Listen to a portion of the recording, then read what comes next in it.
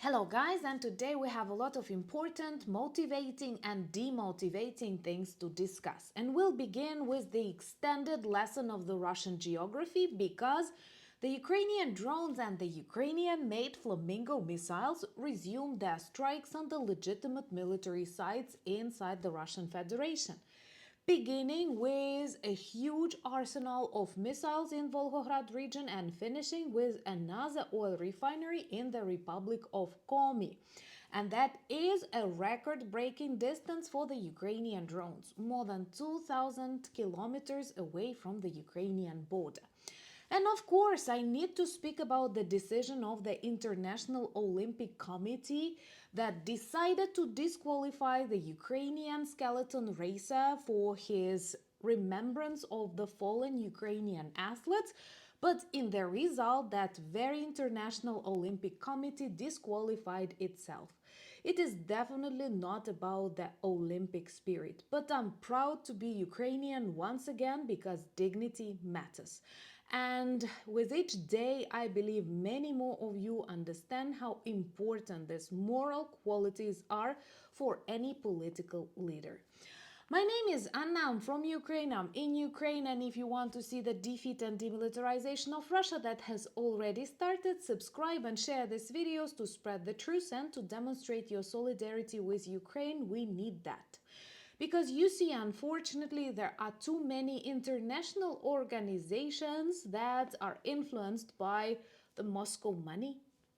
And let's begin with really positive news. Finally, Ukrainian drones and Ukrainian missiles resumed their work with the Russian war economy by targeting where it hurts most. You know that in 2025, the Kremlin lost 50% of their oil and gas revenues, and they've always been central for their federal budget. This was already a disaster, and 2026 promises to be even worse. Another oil refinery was targeted in Volgograd region, a big one, and one more in the Republic of Komi. And I was actually happy to read about such distance covered by the Ukrainian drones. This means that we constantly improve them, and the 21st century war is definitely the war of drones and robots, but operated by smart and talented and brave people. So the governor of that Komi Republic was terrified, understanding that nowhere in Russia is safe now, and begged the population not to share videos from the explosion sites. But actually, Russians have already lost this opportunity. You know that since yesterday, Telegram, WhatsApp is not working there. All the Russian soldiers are super angry. The Kremlin demonstrates total lack of knowledge about the situation in the army, saying that they were not using it for active communication when that was the only channel, and obviously that was Putin's desperate move to hide the truth and prevent potential protests. As a reaction to the state of economy, to the situation in the army and in dozens of the Russian regions. So more explosions followed on legitimate military production sites. And number one, also in Volgograd region, you see it was really hot there. Perhaps that's why the temperatures are rising in this region. So in Volgograd, we neutralized one of the largest in Russia missile arsenals and various explosives. This means a lot of innocent lives saved, and actually that's the only way to prevent Russia from targeting our kindergartens or your kindergartens if this evil is not punished. And I feel so weird when I hear some representatives of Pentagon pressure Ukraine to surrender by saying that Moscow develops more and more missiles, so we cannot continue this war as long as they can. This is a thing that does not have a solution. The solution is on the surface.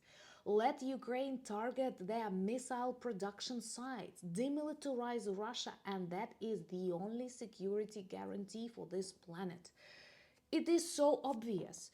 It is not, something unbelievable. That is a traditional approach since the Second World War. And that's what we do, not relying on the support of our allies. That's why the Ukrainian Flamingo missiles become stronger and more effective. And Russians reported that it was used in Volgograd with that arsenal. So Russian media report that now not only Ukrainian drones target their strategic sites, but Ukrainian missiles. And there are more and more updates about the Ukrainian ballistic missiles. Thumbs up for that. Hopefully sometime soon we will be able to discuss it. And another strike took place in Tambov on their Progress military factory that produces missile aviation system, various high technologies for drones. So by targeting such sites, we paralyze the production of these instruments of violence and terror. And once again, see this difference between the Ukrainians fight the war and Russians. We target, despite all of their violence, crimes committed here, despite the fact that they are aggressors, we keep targeting legitimate sites and thus destroying missiles that otherwise would destroy us. And Russians keep targeting our kindergarten, schools and hospitals, and it tells you everything. They want to destroy Ukrainian people and we want to destroy Russia's military potential. So on whose side you want to be? And I was surprised that the International Olympic Committee chose the side of Russia. Yes, of Russia. It's not neutrality. Because the Ukrainian skeleton racer Heraskevych, who has an active civil position, decided to commemorate the fallen Ukrainian athletes, the one killed by Russians during this war, the ones that will not participate in any championship because of Russia, the ones that could have been on that Olympics World Championships, but they were killed because they are Ukrainians. And he simply commemorated them on his hamlet, their portraits, without any inscriptions, nothing like Russia is the terrorist state. No, just portraits. That is a common practice, and he was disqualified. The Olympic Games are full of the so-called neutral Russian athletes who are not, and you know that. Many of them have relatives in the Russian army or even some ranks, because in Russia, since the Soviet times, military and athletes are very connected.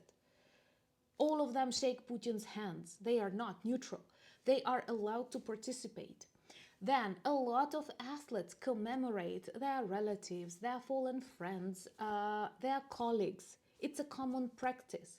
And what the International Olympic Committee quoted as the reason for the disqualification is wrong, because they said that no political propaganda, racial or religious propaganda is allowed. Okay, there was no political, racial or religious thing on that. It was just portraits of the fallen Ukrainian athletes. Let me know what are your thoughts on this decision, but for me this is just a new law. I'm not surprised, because when filming the Big Russian Lies documentary, we had a separate series on how Russian FSB officers work with businessmen, work with athletes to infiltrate such international organizations, and I'm sure you will be surprised to learn how many of them still rule various important institutions. So unfortunately, sport is not neutral. Sport is not apolitical. It decided to support Russian aggression by disqualifying the athlete who simply wanted to commemorate his colleagues. Remembrance is not a violation. Drop these hashtags on various social media if you feel like that. Let me know what were your thoughts about this decision. I really want to understand how you feel about that. Maybe it's just me, Ukrainian, learning about this after constant attacks on our energy infrastructure, with electricity outages, with cold, with a lot of really difficult things. But a motivational thing. We all feel very proud of Heraskevych. We all feel very united, and dignity matters.